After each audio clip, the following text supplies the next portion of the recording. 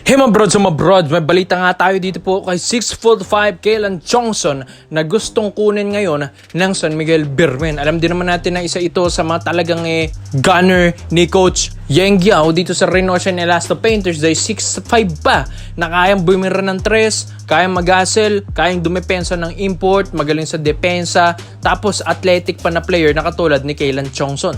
Kaya ito pong SMB squad ngayon ay parang namamata nila. Ito pong kay Kaylan Chongson na gusto nilang makuha ito pong player na ito. Magaling na, may itsura pa daw mga kabrods, tapos may hustle pa mga kabrods. Kaya ang SMB ngayon ay gusto nilang ma-trade din kasi ito pong si Rodney Brondial gusto nilang ma-offer. Ito pong si Brondial kay Kaylan Chongson para mga kabrods mas dumakas pa daw ito pong forward position ng SMB. Although yes, magaling naman talaga ito pong si Rodney Brondial, pero mas athletic nga daw at mas effective ito pong ginagawa na ngayon ni Kaylan Chongson. Although si Brondial okay rin naman, alam ko favorite ito ni Coach Leo Austria, pero pag talagang iti-trade ka na, talagang mati-trade ka na mga kabrods. Itong kasing si Kaylan Chongson mas nag-excel na ito ngayon and mas okay na ilaro, mas gumanda pa yung outside shooting, magandang bitaw ng tres. Talaga may bitaw itong si Kaylan Chongson mga kabrods and maganda rin ang physicality neto sa laro. Talaga makikipagpalitan ito ng mukha kahit may itsura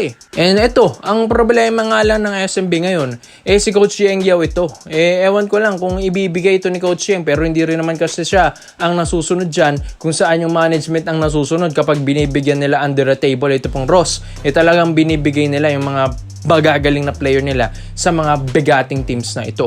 Pero syempre doon mas nagagalit ito pong si Coach Yeng Guiao. Pero syempre mga kabros, business is business lang dito sa PBA. Pero kasi ang SMB nagre-risk din talaga sila ng malaking pera para mas gumanda pang lineup nila. Pero syempre mga kabros, ito pong si Kaylan Chongson, alam natin na worth it din kasi na makuha ito pong player na ito. Dahil ito, athletic pa. Tapos kaya pang matulungan ng SMB sa run na ngayon ng ginagawa sa elimination round dahil gusto nilang secure na ito pong spot nila sa playoffs round dahil pag ito ay nag-aalangan pang SMB na alanganin sa elimination round, talagang nagtitrade yan nagtitrade ng mga local players yan. Pero ito pong sa imports pa nagkakaroon pa ng problema, 'di ba? Itong si Patton, okay na sana. Kaso nag-awol at pinalitan talaga ito ng SMB. Buti nandyan si Benny Boatwright Jr. na ito, panibagong sistema, panibagong paghahasa na naman ng SMB sa import nila. So, talaga magugulo yung sistema kapag papalit-palit ka ng import. Buti na lang si Boatwright nampa-champion ng SMB dati. Pero ito po, kay Kaylan Chongson mga kabrods kasi, ito kasi mas makakatulong ito sa local lineup ngayon ng SMB. Kung gusto talaga nilang maging persado pa ang lineup na ito, talagang kumuha sila ng scorer talaga. Sa scoring kasi, baka daw masapawan. Gusto kasi nilang maibalik na si Terence Romeo rin kasi mga kabrods ang SMB. Pero naka-silent ban kasi si Terence. Pero hindi nila makuha kasi yun. Kaya mga kabrods ang SMB kasi gusto nilang madagdagan pang scoring ability na lang, scorers nila. Kaya itong si Kaylan Chongson na lang ang pinaka-best na makukuha nila ngayon dahil habang mataas-taas pa ang value or trade value ni Rodney Brondial, ay dito nila gagawing trade asset ito para makuha si Kaylan Chongson. Dahil kapag bumaba na yan si Rodney Brondial, ay mahirapan na yan silang i-trade ito. Kaya itong si Kaylan Chongson mga kabrods ay worth it din naman ito kung makukuha ng SMB. Kaya sa lahat ng SMB fans, sa tingin nyo ba, worth it pa bang makuha nila si Kaylan Chongson or wag na? Magstay na lang kay Rodney Brondial dahil baka masira pa ang chemistry nila. Kaya komento mo lang ang opinion mo dito mga kabrods at isa natin yan. So dito naman po tayo sa kabilang balita naman natin mga brods. Kilala nyo ba ito pong si Taurus Joguela? Yes mga brods, ito kasi yung dapat na magiging import ng SMB ng Governors Cup 2024. Pero ngayon mga kabrods, gustong makuha na ng Hinebra as their import naman nila ngayong Commissioners Cup 2026. So balik muna tayo, bakit hindi ito naging import ng SMB nung 2024 Governors Cup? Ang height limit kasi dati nung Governors Cup 2024 ay 6'6" lang. Yes mga kabrods, 6'6" lang.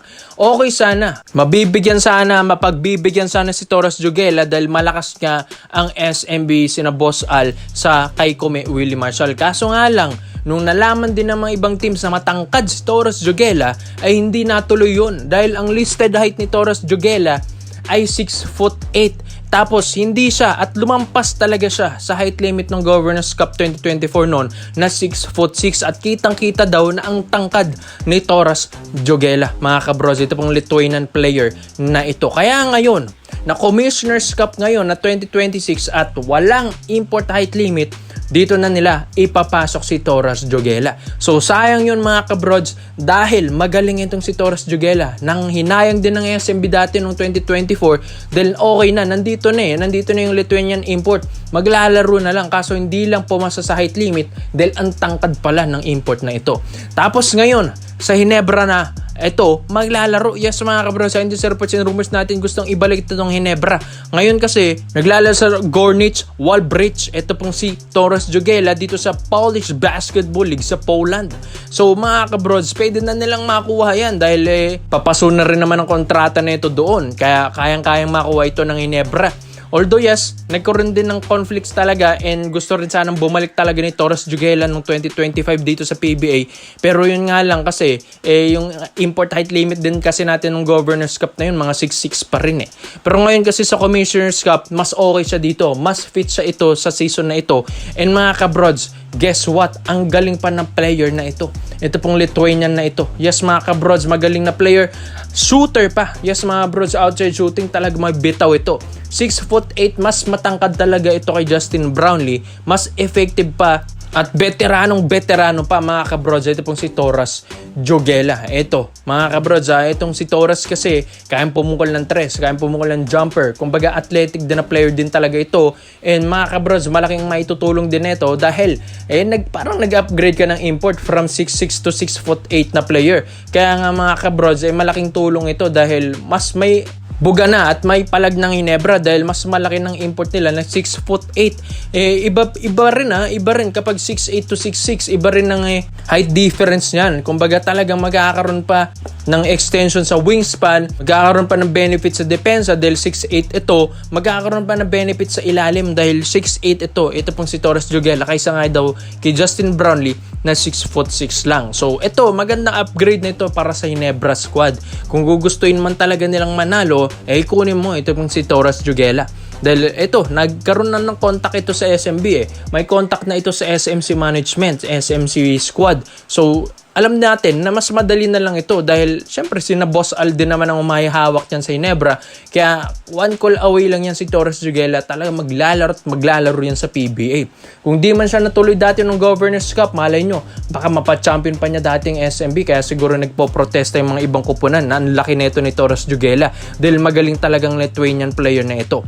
Kaya sa tingin nyo mga kabrods, ito na ba ang best import na pwedeng ipalit kay Justin Brownlee? Etong si Taurus Jogela. Kaya komento mo lang ang opinion mo dito mga brods at isa natin yan. Kaya salamat po sa panonood mga brods. This is for Basketball Trade-Ups lang. I'm out.